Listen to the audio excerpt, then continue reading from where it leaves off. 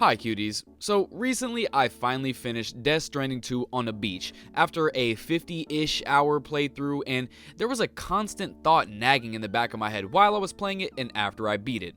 This game is simply way too easy. And I mean, don't get me wrong, I don't need Dark Souls Stranding 2 or Elden Sam Bridges Ring, but there was a sense of challenge that was just lacking in this sequel in my eyes. But before we get too balls deep into that, let me just preface my thoughts by letting you guys know this will be a spoiler-free experience. I'm not going to talk about anything story-related besides super broad subjects. This is strictly a gameplay discussion here, and feel free to respond back to my thoughts in the comments for real. Cook me if you must. Another thing I want to say is I actually am incredibly biased towards Hideo Kojima games, if you couldn't already tell by my fucking name. I have a Metal Gear Foxhound tattoo. I love Zone of the Enders. I mean, I played Penguin Adventure for Christ's sake. So don't take this as some sort of weird critique simply because I hate him or something like that. I really was just left disappointed with a few aspects of Death Stranding 2 on the beach. Now, in terms of the difficulty, I know you can select brutal mode at the beginning and play with that, but as far as I'm aware, that really only concerns the degradation of your orders with timefall effects and such, and basically making enemies more tanky, which is not what I'm looking for. Because I feel the lack of difficulty mainly stems from the game's design. I mean, the entire map of Australia was so fucking flat. There is nowhere you can't take that damn truck or the tri-cruiser. I remember in Death Stranding 1, there being areas you couldn't just brute force a truck through, but with this game, there is quite literally an autopilot skill tree upgrade feature that really makes the whole process as mindless as possible.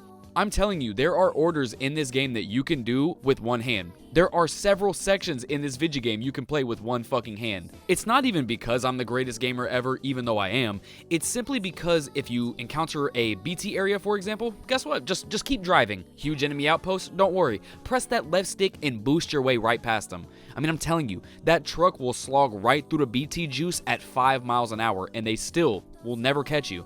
It's so crazy because I've seen people on the internet say things like, oh, if it's so easy, just play in offline mode, you know, so you won't get any of those online player created structures.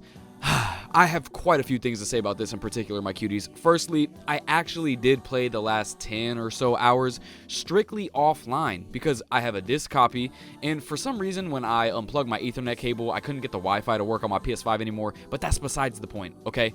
So I did several of the main story orders completely disconnected from all of you bastards, which is ironic because the whole point of the game is for us to connect, but I digress. I'm telling you guys though, I didn't notice much of a difference in the slightest. There are still so many structures, generators, timefall shelters, private rooms, all over the place that I suppose Hideo Kojima himself crafted specifically for me to use, huh?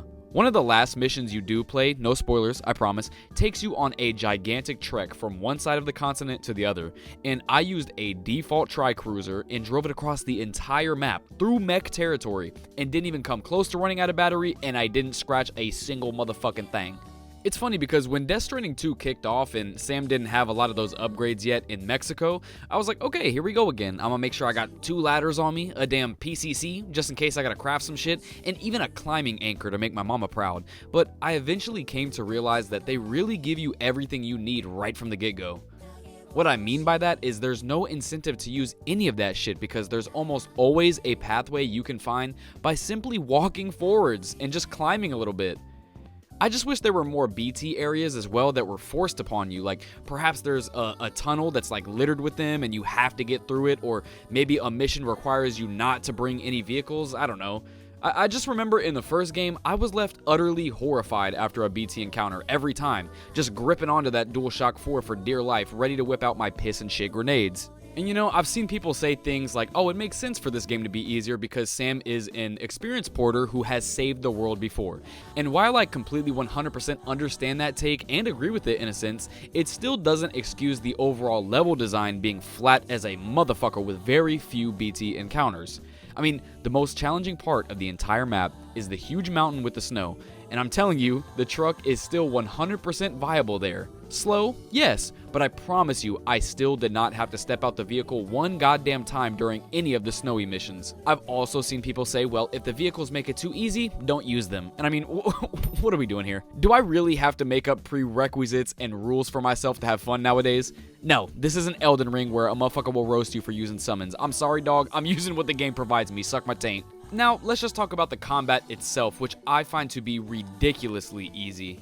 Stealth is one of my favorite things in any video game. I mean, you show me an outpost, I'ma take down every motherfucker out stealthily before just going guns blazing. So of course, in Death Stranding 2, we got these mule outposts, and I got my connection rating to 5 stars with the lone commander just to get that silent sniper, and let me tell you, what a waste of time that is. The stealth is very, very, very easy. Stand 50 meters away, boom, shoot him in the head, you're done. You don't even need the silencer, by the way. The AI are very stupid here, and you can honestly just spray them down with anything, machine gun, whatever, and as long as you hit them in the head, you will stop them before they get close to you, I promise. Not to mention, if you get caught, Kojima brought back the concentrate thing from Metal Gear Solid 5, where time slows down for like 15 seconds to help you clap whoever caught you, and then you can just combo it, because every headshot will give you that effect as well, so it's like I'm watching a slow-mo guy's video every time I'm cherry-picking heads off in an outpost. I feel so cynical complaining because maybe I'm just an elite gamer and there are others that are struggling with certain combat encounters, but I really am trying to just explain my perspective, and I hope I'm not alone in this sentiment because I really just want a slight bit of challenge that doesn't require me to set rules and regulations on myself, you know? Also, I want to say I do not think Death Stranding 1 is like incredibly difficult by any means, and especially by late game, you can absolutely use that tri-cruiser a shit ton, but it still felt like I had to at least be wary of like rocks or bumps in the roads. I'm telling you, there were points in Death Stranding 2 where I had a podcast on and I was just playing the game, zoning the fuck out because my truck is just going in a straight line with no resistance. I know I've done a lot of complaining about Death Stranding 2, so you might get the impression that I think it's a bad game, but that's not the case at all. I had such a great time with it for the most part. I mean, the graphics are absolutely insane. I love the story. I believe it's paced better than the first game and feels more conclusive, but it's also like the least controversial Kojima game ever. It feels so fucking safe in every area, just a straight up and down sequel without many risks, and I'm not quite sure how to feel about that, honestly. There was this quote that came out where he roughly said something about how the playtesters were reviewing the game so great before it came out and he had to change some shit because apparently it wasn't controversial enough. I have no idea what he could have done because I'm telling you, this is like the safest game ever. I'm not even opposed to using a bunch of cool-ass items and vehicles to make it easier for the player, but just adapt the landscape to apply those things, you know? Maybe have an area where you can only get past if you have certain things, or maybe the truck just simply can't fit its fat ass through it. I don't know, something, dude. I do think that they wanted to dumb down a lot of the challenge from the first game for whatever reason, maybe due to complaints from the masses about being boring or whatever the case may be, but I just don't understand how making the entire map as flat as my ass would increase player happiness or retention. I don't know. To be honest, this is becoming a thing with a lot of Sony PlayStation exclusives in general, just being stripped of their difficulty, especially as it pertains to platinum trophy hunting, but that's a whole other can of worms I am not trying to open right now. All in all, man, Death Stranding 2 is a great video game. I am not denying that. I just felt a little let down by it in these key areas, and to keep it real, I think gameplay-wise the first game is better. It's more foreboding, the atmosphere is incredibly unmatched, and for the time, I believe it was simply more jarring, and perhaps that's why it left a bigger mark on me. Not to mention, time has been incredibly kind to it, especially after the pandemic thing, and that's why I believe the critic scores for the sequel are so sky high, because everybody that played the first game and liked it returned here. Death Stranding 2 is still good, okay? I mean, the final stretch of missions absolutely blew my socks off, and I would recommend it to anyone who played the first game any day of the week. Let me know if I'm tripping or if you agree with me down below. I don't think what I'm saying here is too controversial in the slightest, but I wanted to give my 2 cents on the whole situation because what Jack the Ripper says goes. That's really about it though, y'all. I love you all so damn much. Bye!